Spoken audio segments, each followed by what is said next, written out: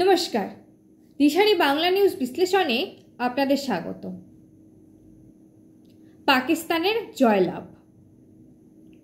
1971 সালে যখন পাকিস্তান থেকে বাংলাদেশ আলাদা হয়ে নতুন রাষ্ট্র তৈরি হয়, তখনও পাকিস্তান বলেছে পাকিস্তানের জয় হয়েছিল।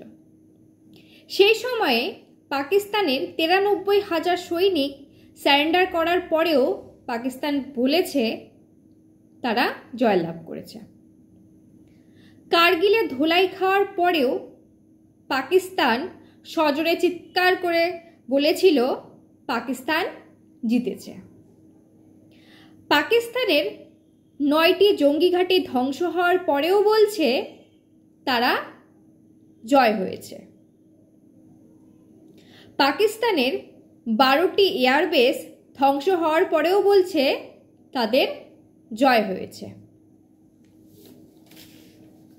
পাকিস্তানের 800টি ড্রোন ভারতের মাটিতে টাচও করতে পারেনি, আকাশেই ফানুস হয়ে গেছে, তবুও বলছে তাদের জয় হয়েছে।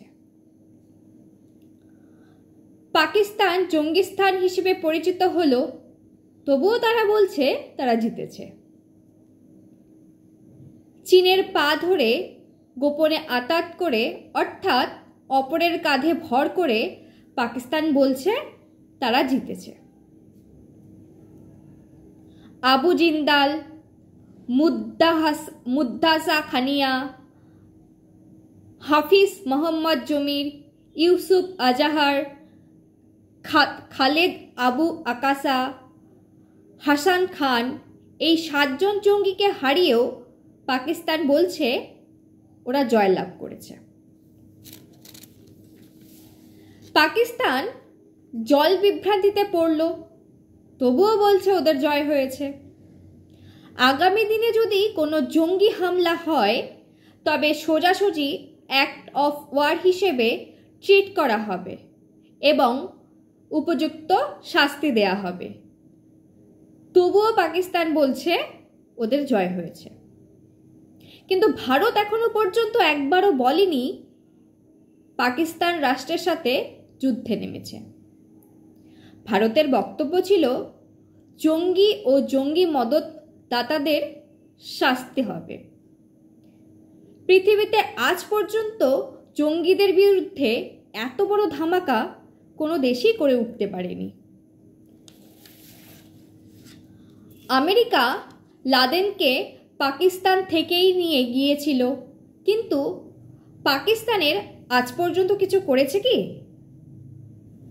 পাকিস্তানের পেঁয়াজ কোম্পানি এখনো বুঝতে পারেনি ওরা জয়ী হয়েছে নাকি পরাজিত হয়েছে।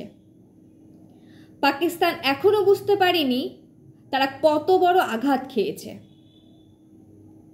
পাকিস্তান যতই নিচে পড়ে যাক, মুখে বলবেই ওরা জিতেছে।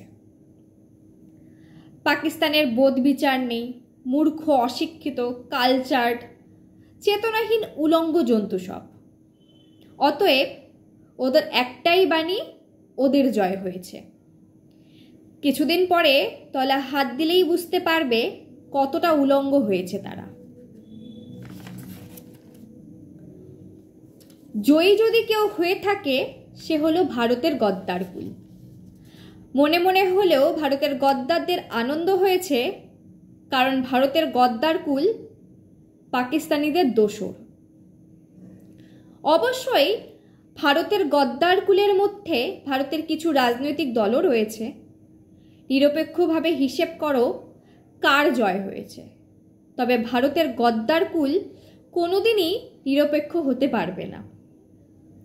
তবে ভারতের সৈন্যবাহিনীকে প্রণাম এবং তাদের প্রতি শ্রদ্ধা আরও বেড়ে গেল। নমস্কার।